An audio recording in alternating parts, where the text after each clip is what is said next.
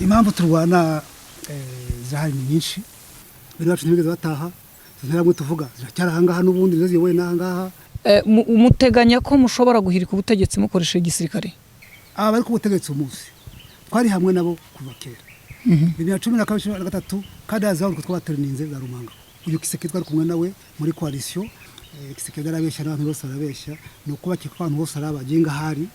na 2012 barabikoze 2013 barabikoze bikozwe na kakagabo kamwe bita Kahonja kabagigoma kari gakora intera hamwe wenyine yatubwiye ko ngo nyuma yo kurikirana bari gusanga turi abanyarwanda avuga ko nubundi arwana n'u Rwanda rimwe na rimwe akavuga bati nitsinda ririmo abakongomani n'abanyarwanda rifashwa n'u Rwanda ndetse na Uganda ikimwe iyo bakivuze mu byumva mute ko uyu munsi bavuga ko mufashwa n'u Rwanda na Uganda nta mbabazi nta rukundo afitiye abaturage abanyamahanga turabafite dufite abarundi dufite na FDL nabona abanyamahanga ni bene wacu